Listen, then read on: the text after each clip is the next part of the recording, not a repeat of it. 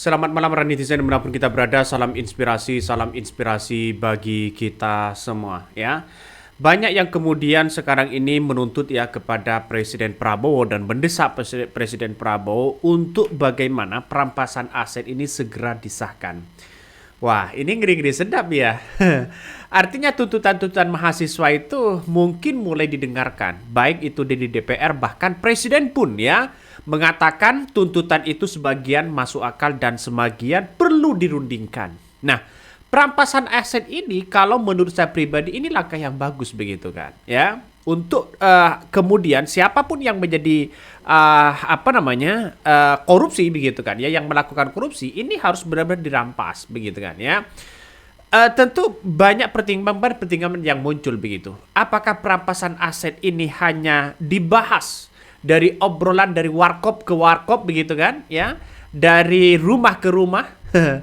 Tapi saya kira DPR sudah mulai ketar-ketir dan agak panik untuk mengesahkan undang-undang DPR ini, undang-undang perampasan aset ini begitu kan ya.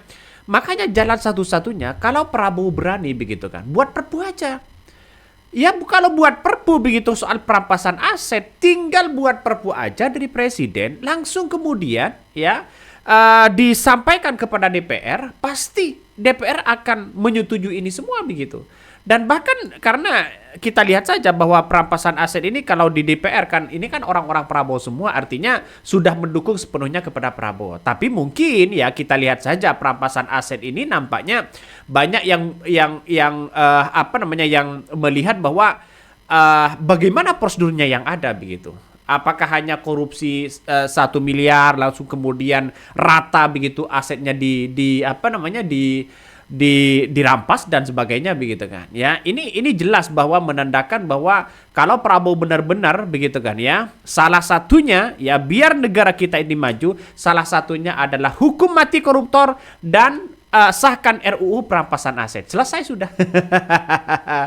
Pengesahan RUU perampasan aset ini kalau disahkan, saya kira ini sudah selesai. Tidak ada lagi yang kemudian mau kong kali kong ini kayak itu dan sebagainya begitu kan ya. Dan dampaknya ini kan menjadi tuntutan yang sangat luar biasa ya dari mahasiswa itu begitu kan ya. Tuntutan dari 17+8 ini ya dari rakyat ramai disuarakan oleh masyarakat ya dalam demonstrasi belakangan ini, dan bahkan ya Prabowo mengatakan sebagian besar bahwa tuntutan itu masuk akal dan bisa ya, dan sebagian besar ya perlu dirundingkan dan dibicarakan. Pertanyaan adalah sederhana. Mungkinkah perampasan aset disahkan? Saya menganalisa dan memikirkan bahwa perampasan aset itu sulit diterapkan. Kenapa, Bang? Bayangkan 10 tahun Presiden Jokowi begitu kan ya, berkutat di perampasan aset, dia tidak bisa membuat perpu lalu kemudian diajukan ke DPR, DPR akan membahas itu, menerima itu. Saya kira apalagi Prabowo begitu kan. Jadi artinya apa? Artinya 10 tahun Jokowi begitu, isu perampasan aset ini semakin kencang. Makanya kalau perampasan aset ini disahkan, saya yakin dan seyakin-yakinnya berarti DPR sudah mengambil tindakan yang begitu luar biasa begitu. Karena ini bersentuhan langsung begitu kan ya. Perampasan aset misalnya, kan saya belum baca draftnya begitu kan soal perampasan aset, tapi bagaimana mekanisme di dalamnya?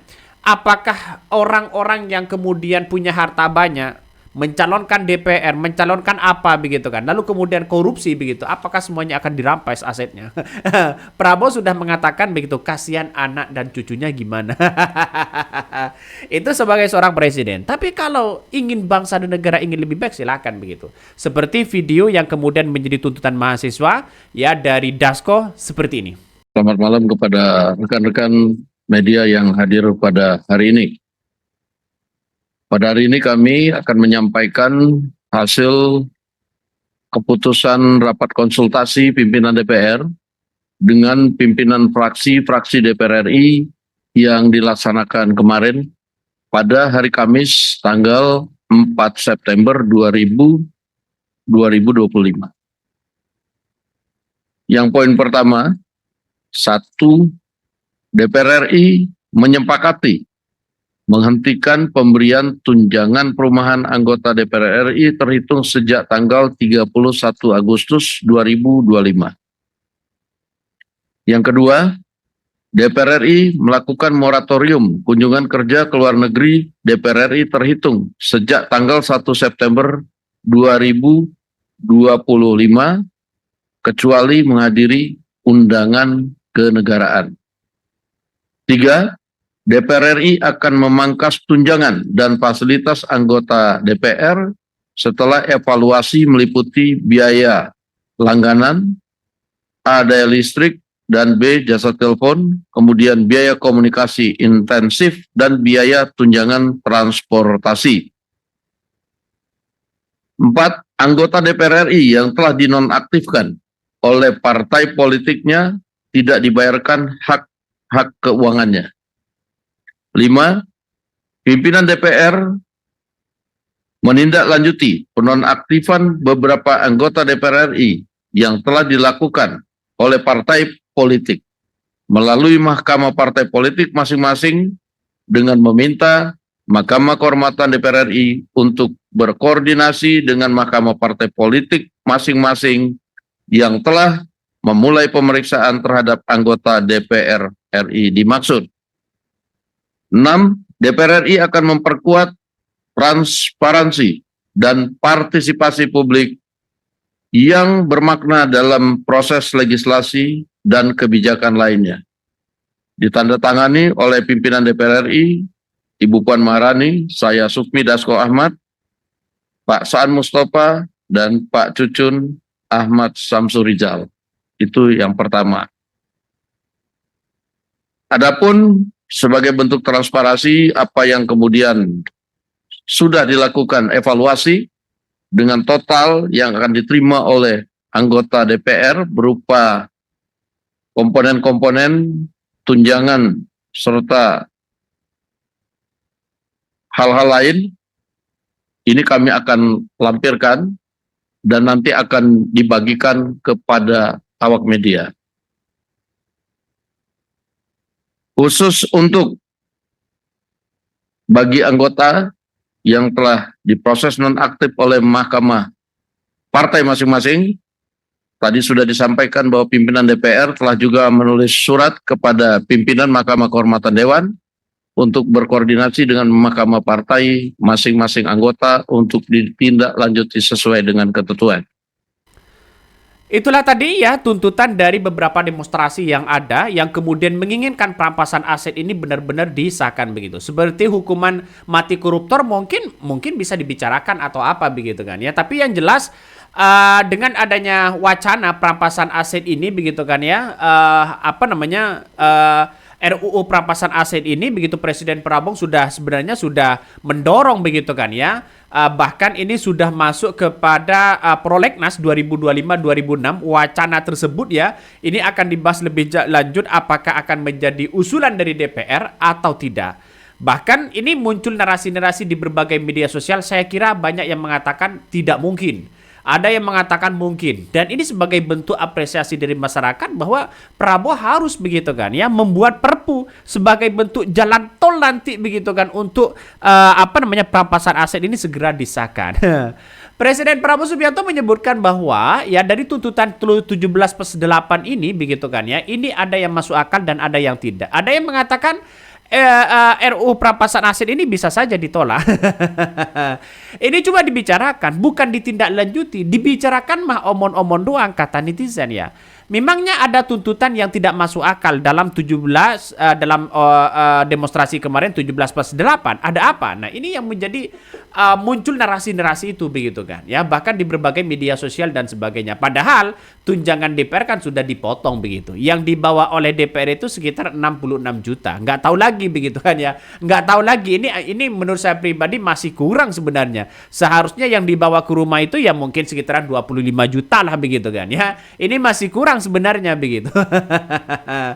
Saya kira kenapa? Karena bayangkan aja begitu kan. Bayangkan aja dengan adanya DPR begitu kan ya. Ini uang pensiunan seumur hidup anggota DPR paling tinggi 3,6 juta. Nah, DPR masih dapat uang pensiunan seumur hidup begitu. Ini menandakan ada apa begitu? Kenapa Prabowo tidak menghapus ini semua begitu? Buat apa? Ya, terus kemudian seolah-olah Ya pensiun selamanya enak. Jadi DPR 2 kali begitu enak begitu. Dapat pensiunan seumur hidup. Apa kontribusinya? Masyarakat kan pasti bertanya seperti itu, Bos. Ya, apa kontribusinya dan sebagainya begitu. Ini kan mesti dipertanyakan begitu kan ya. Makanya anggota DPR RI ini berhak katanya mendapatkan uang pensiunan seumur hidup. Ya besaran uang pensiunan ini ya beragam yang diterima begitu ya. Salah satunya begitu, ini kan sesuai dengan ketentuan uang pensiunan ya pimpinan anggota DPR. Nah, kalau Prabowo yang melihat dengan situasi seperti ini begitu, ini sebenarnya yang diterima dalam pensiunan DPR 3.639 kalau nggak salah begitu kan ya. Ini kan menandakan ya apalagi begitu kan ya, apalagi ini DPR kan semakin banyak begitu kan ya. Seharusnya ini sudah di stop aja begitu. Kenapa, Bang? Ya kita lihat saja, masa iya memimpin hanya 10 tahun, misalnya 5 tahun, 10 tahun lalu kemudian dapat pensiunan 6 tahun seumur hidup? Apa kontribusinya begitu kan? Ya, apa yang kemudian bisa diberikan ya kalau hanya membuat rancangan seperti itu begitu? Saya sebagai rakyat begitu kan, biar ini menjadi menjadi evaluasi kepada Presiden Prabowo begitu. Menurut saya pribadi, alangkah baiknya ini pensiunan ini di stop dibandingkan dengan perampasan aset. Kenapa, Bang, kok seperti itu? Ya karena ini turun-temurun begitu kan. Perampasan aset mungkin ada orang yang korupsi ditangkap, mungkin asetnya ditangkap. Tapi ini turun-temurun. Kalau setiap bulan menghabiskan uang begitu banyak, itu akan melebihi dari orang yang korupsi pada akhirnya. Jadi kalikan berapa begitu kan? Kalau 3,6 juta yang diterima pensiunan itu, ya kalikan seumur hidup begitu kan? Sudah berapa mereka? Jadi artinya secara tidak langsung menurut saya pribadi begitu ini juga penting sekali begitu kan. Soal perampasan aset, pensiunan DPR begitu kan ya, untuk menunjukkan bahwa Prabowo ini benar-benar ditakuti. Kalau hanya omon-omon ya untuk dibahas perampasan aset, mana ada begitu kan sekarang ini. Jokowi kurang apa coba? Ya 10 tahun belum mengeluarkan Perpu begitu kan sebagai bentuk jalan tol, jalan pintas. Dibandingkan dengan DPR masih rapat begitu, dan pada akhirnya nanti 5 tahun lagi sudah ada pemilihan lagi. Ganti lagi muncul narasi perampasan aset. Jalan satu-satunya kalau Presiden Prabowo berani begitu kan ya, buat Perpu dong. Ya, tinggal kirim ke DPR, pasti menerima DPR. Kenapa? Karena ini dari presiden langsung begitu kan. Ya nggak tahu lagi kalau ini ditolak partai mana. Oke, begini itu yang kami sampaikan ya. Tonton terus di channel Hodari Podcast Rakyat ini. Jangan lupa di subscribe.